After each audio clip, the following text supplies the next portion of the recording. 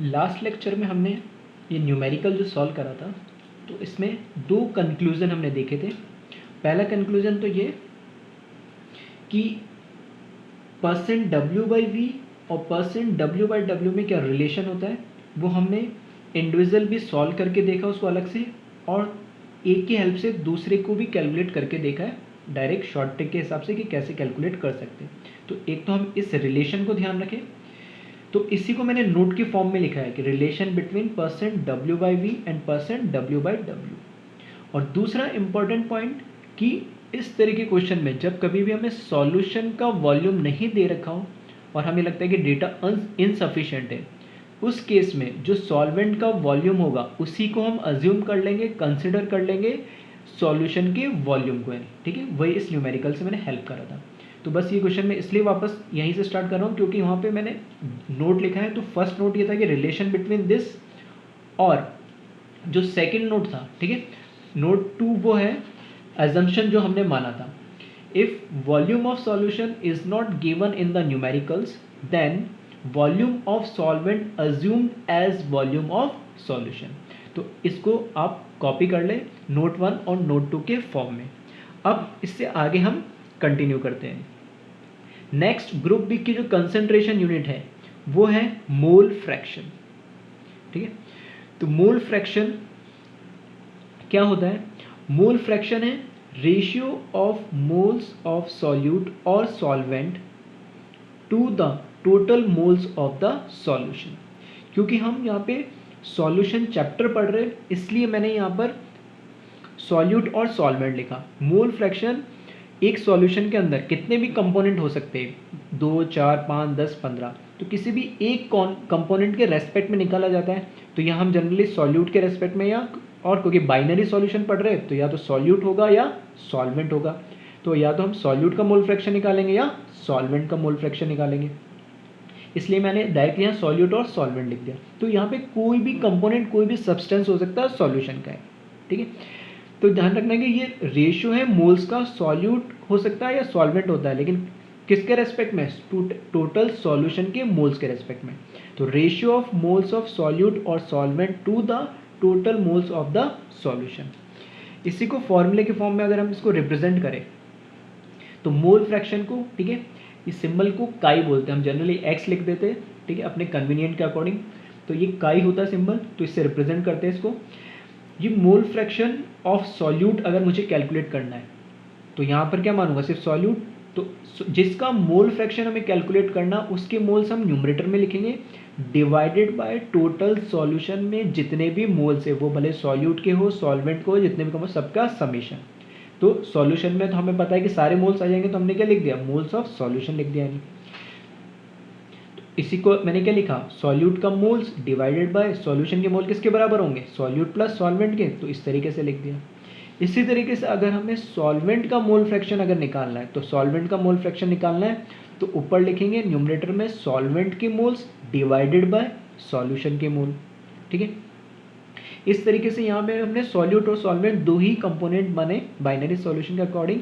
ऐसे 2, 3, 4, 5 कितने भी हो सकते हैं, क्योंकि हमें पता है कि जो मोल्स है वो भी कैसे एक एक्सटेंसिव प्रॉपर्टी है जिसे हम क्या कर सकते हैं? ऐड कर सकते हैं डायरेक्टली। तो सॉल्यूट के मोल्स प्लस सॉल्वेंट के मोल्स क्या हो जाएंगे? दोनों ऐड हो जाएंगे। ठीक है, तो यहाँ सॉल्यूशन के जो मोल्स लिखे वही मैंने इस फॉर्म में यहाँ लिखे, क्योंकि एक एक्सटेंसिव प्रॉपर्टी तो ऐड करके लिख सकते हैं। अब इंपॉर्टेंट चीज कि क्योंकि यहाँ मैंने लिखा ब्रैकेट में स्पेशली बाइनरी सॉल्यूशन, तो बाइनरी है इसका मतलब दो ही कंपोनेंट हुए, एक सॉल्यूट होगा एक सॉल्वेंट होगा। तो एक सॉल्यूशन के अंदर, ठीक है, एक बाइनरी सॉल्यूशन के अंदर हमारे पास एक सॉल्यूट कंपोनेंट है, एक सॉल्वेंट कंपोनेंट है। तो सॉल्यूट प्लस सॉल्वेंट के दोनों मोल फ्रैक्शन का सम ऑलवेज हमेशा 1 होगा, 1 यूनिट के बराबर होगा। ठीक है, अब इन जनरल अगर हम बात करें, क्योंकि यहाँ मैंने 2 ही लिए, इन जनरल मैंने बोला कि कितने भी हो सकते हैं, 2, 3, 4, 5 कितने भी हो सकते हैं, तो मैंने लिखा in general summation of mole fraction is always equals to 1। ठीक है, इसको एक एग्जांपल से मैं ले लेता हूँ। ठीक है, काफ़ी लोगों को ये चीज़ें क्लियर होगी या समझ में भी आ गया होगा, फिर भी एक बार और देख लेते इसको सिंप्लिसिटी के लिए। मैंने मान लिया कि मेरे पास एक सॉल्यूशन है, उसमें a प्लस बी प्लस सी तीन कंपोनेंट हैं, यानी मैंने मान लिया ए के जो मोल्स है वो Na से रिप्रेजेंट करे मैंने, बी के मोल्स को मैंने Nb से रिप्रेजेंट करे, एंड सी के मोल्स को मैंने Nc से रिप्रेजेंट करे। जो टोटल मोल्स होंगे, क्योंकि सॉल्यूशन के अंदर है तीन कंपोनेंट, कोई एक इसमें से सॉल्वेंट होगा, दो क्या होंगे, सॉल्यूट होंगे, तो जो टोटल मोल्स होंगे वो किसके बराबर होंगे, Na प्लस Nb और Nc के बराबर, यही होगा सब। टोटल मोल किसके बराबर होंगे, जो हमने लिखा था सॉल्यूट प्लस सॉल्वेंट, तो वही यहाँ पे अब मैंने तीन कंपोनेंट ले लिए, तो दो सॉल्यूट बन जाएंगे और एक सॉल्वेंट मान लेंगे, ठीक है। तो मैं जनरल बात कर रहा हूँ, फॉर एग्जाम्पल तीन ले लिए।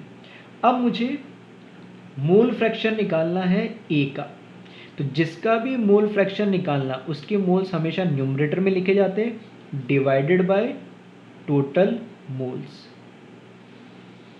अगर मुझे बी का मोल फ्रैक्शन निकालना है तो moles of B divided by total moles. इसी तरीके से मुझे सी का निकालना है तो मोल्स ऑफ सी न्यूमरेटर में लिखेंगे डिवाइडेड बाय टोटल मोल्स। अगर मैं क्या करूं, एक्स ए एक्स बी और एक्स सी तीनों को अगर ऐड कर दे, तो मैंने यहाँ लिखा X A plus X B plus mole fraction of C, mole fraction of A plus mole fraction of B plus mole fraction of C, तीनों को ऐड करेंगे तो N A upon N, total को एन टी से मैं represent कर देता हूँ, ठीक है, plus N B upon N T plus N C upon N T. Denominator तीनों में कॉमन है, तो यहाँ पे x A plus X B plus X C, तो तीनों के लिए ऊपर आ जाएगा N A plus N B plus N C divide by total moles. Denominator तीनों के लिए कॉमन आ गया नहीं। अब जो टोटल मोल्स है उसको मैं क्या लिख सकता हूँ, टोटल मोल्स को तीनों के समेशन के बराबर ही है, तो इसको मैं फर्दर यहाँ पर लिखूँ X A plus mole fraction of A plus mole fraction of B plus mole fraction of C is equals to moles of A plus moles of B plus moles of C, और N T को मैंने यहाँ से इस form में लिख दिया n A plus N B plus N C. या तो इन तीनों को भी हम क्या लिख सकते हैं, एन टी यानी टोटल मोल्स लिख सकते थे, या मैंने इसको कैसे भी लिख लूँ, तो ये कैंसिल आउट होके क्या हो जाएगा, 1 हो जाएगा। तो mole fraction of A plus mole fraction of B plus mole fraction of C is equals to 1। तो हमने ये जो जनरलाइज फॉर्म में लिखा था कि summation of mole fraction of all component is always equals to 1, उसका एक छोटा सा प्रूव है। ऐसे मैंने 3 कंपोनेंट लिए, ऐसे तुम 4 ले सकते हो, 5 ले सकते हो, 10 50 जितनी तुम्हारी इच्छा है, क्योंकि सबका जब हम समेशन करेंगे तो हमेशा उसका क्या आएगा, समेशन एक सॉल्यूशन के अंदर जितने भी कंपोनेंट हैं उन सारे कंपोनेंट के मोल फ्रैक्शन का सम हमेशा 1 के बराबर आएगा। तो इसको हम जनरलाइज वे में इसलिए लिख दिया है, ठीक है। अब नेक्स्ट चीज, अगर हम सॉल्यूशन की बात करें, और इसी बाइनरी सॉल्यूशन की मैं बात कर रहा हूँ, बाइनरी सॉल्यूशन में ही, ठीक है, इस बाइनरी सॉल्यूशन को ही मैं क्या करूँ, कंटिन्यू करता हूँ, ठीक है। तो बाइनरी सॉल्यूशन में मैंने लिखा है कि जो मोल फ्रैक्शन है, या जनरल भी बोल लो, ठीक है, जनरलाइज में अगर बात करूँ तो मोल फ्रैक्शन की वैल्यू किसी भी आई का, मतलब कोई ए हो सकता है, बी हो सकता है, सी हो सकता है, सॉल्यूट हो सकता है, सॉल्वेंट होता है, तो एक की बात हो रही है। तो किसी भी एक कंपोनेंट की मोल फ्रैक्शन की वैल्यू कभी भी 0 के बराबर भी नहीं होगी और ना उससे छोटी होगी, और ना ये 1 के बराबर होगी ना ही उससे बड़ी होगी। मतलब इधर इक्वल्स टू का सिंबल भी नहीं लगा सकता कि X I less than equals to या X I greater than equals to 0, नहीं।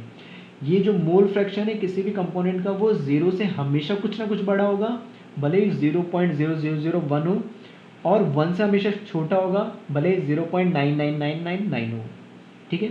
ऐसा क्यों, क्योंकि जो मोल फ्रैक्शन का फॉर्मूला होता है, इसमें हम ऊपर लिखते हैं मोल्स ऑफ सॉल्यूट और नीचे लिखते हैं सॉल्यूट प्लस सॉल्वेंट या जितने भी कंपोनेंट है।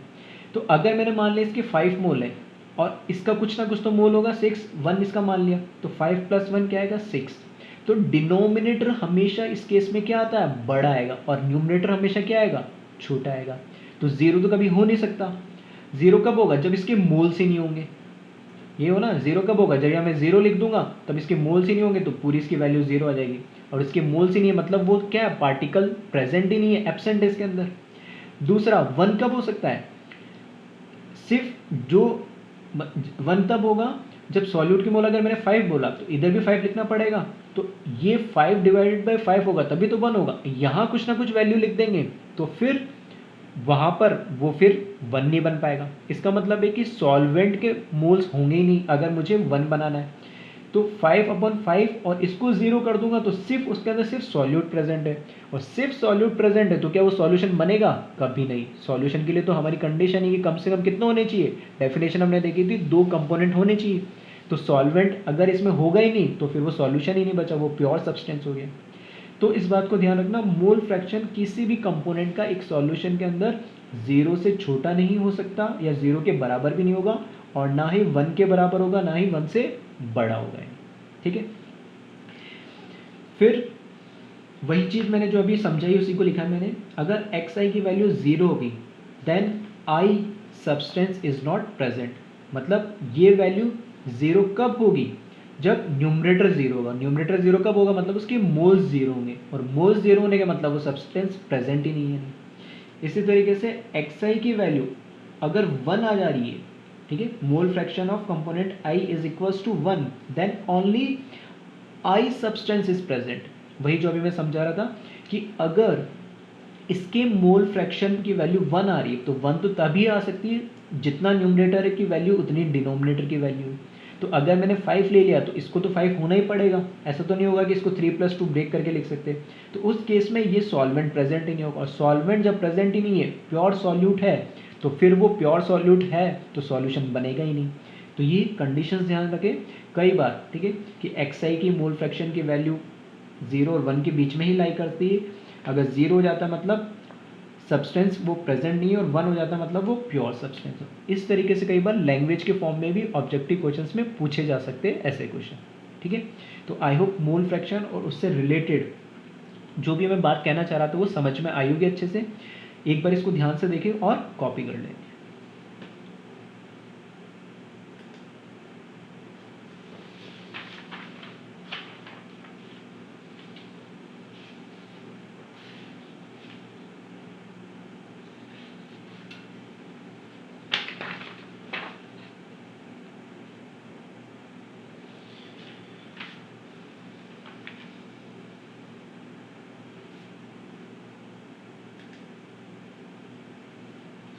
ठीक है, अब हम इस पे देखते हैं एक न्यूमेरिकल मोल फ्रैक्शन पे बेस्ड क्वेश्चन हमें दे रखा है 30 gram of urea dissolve in 45 gram of water, then determine mole fraction of urea and mole fraction of water.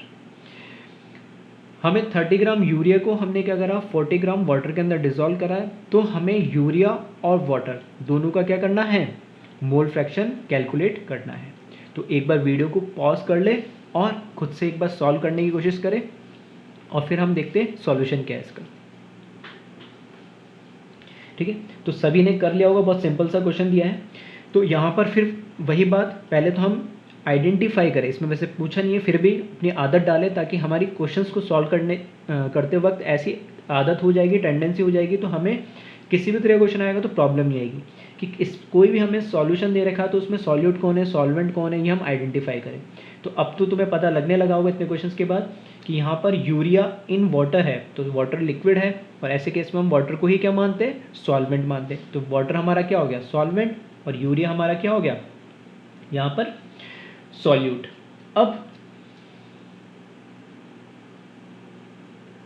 जब हम इसको सॉल्व करते हैं तो हमें मोल फ्रैक्शन निकालना है। तो मोल फ्रैक्शन के अंदर हमें सिर्फ दो ही चीज़ देखनी है, क्या, मोल्स।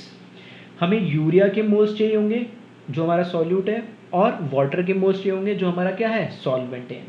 ठीक है, तो यहाँ पर सॉल्यूट हमारा है यूरिया। ठीक है, अब कई लोगों को प्रॉब्लम आ रही होगी कि मोल्स कैसे कैलकुलेट करें, क्योंकि उनको मॉलिकुलर वेट नहीं मिल रहा होगा। एच वाटर का तो पता है H2, लेकिन यूरिया का नहीं पता, ठीक है। वैसे एग्जाम में दिया होगा, और पीछे मैंने क्वेश्चंस काफ़ी सारे कराए, उसमें कई बार यूरिया आया तो उसका इनिशियली मैंने मॉलिकुलर वेट भी दिया था। फिर भी मैं एक बार लिख देता हूँ यहाँ पे, मॉलिकुलर वेट होता है NH2CO NH2, सही है। और इसको जब कैलकुलेट करोगे, 2 नाइट्रोजन का 28, 2O2 4 हाइड्रोजन का कितना हो गया 4 32, एक कार्बन का 12, तो कितना आ गया 44, और ऑक्सीजन का 60, तो कितना आ जाएगा मॉलिकुलर वेट 60। तो यहाँ पर यूरिया की अगर हम बात करें तो यूरिया का वेट हमें दे रखा है, ठीक है, यूरिया का वेट हमें दे रखा है 30 ग्राम, एंड मॉलिकुलर वेट दे रखा है हमें, ठीक है, दे तो नहीं रखा लेकिन हमें पता है मॉलिकुलर फार्मूला क्या है। एग्जाम में क्वेश्चन आएगा तो मॉलिकुलर फार्मूला गिवन होगा, बट मैं फिर से कहूँगा कि यूरिया, ग्लूकोज, ये 2-3 कंपाउंड है जिनका फार्मूला ध्यान रखें, और हो सके तो मॉलिकुलर वेट ध्यान रखें, ठीक है। तो मॉलिकुलर वेट इसका कितना होगा 60 ग्राम। तो यहाँ से वेट मुझे पता है, मॉलिकुलर वेट मुझे पता है, तो मोल्स निकाल सकते हैं हम सॉल्यूट के या फिर यूरिया के। तो ये हो जाएगा weight upon molecular weight of solute divided by molecular weight of solute, तो ये हो जाएगा 30 डिवाइडेड बाय 60, तो ये हो जाएगा 1/2। जो हमारा सॉल्वेंट है, ठीक है, सॉल्वेंट हमारा क्या है, वाटर है, जिसका फॉर्मूला क्या होता है H2। तो इसका वेट जो है सॉल्वेंट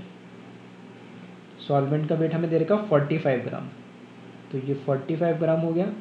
और मॉलिकुलर वेट हमें पता है सॉल्वेंट का कितना होता है 16 + 2 18। तो यहाँ से हम मोल्स ऑफ सॉल्वेंट या वाटर कैलकुलेट कर लेंगे। तो ये हो जाएगा weight of solvent divided by molecular weight of solvent is equals to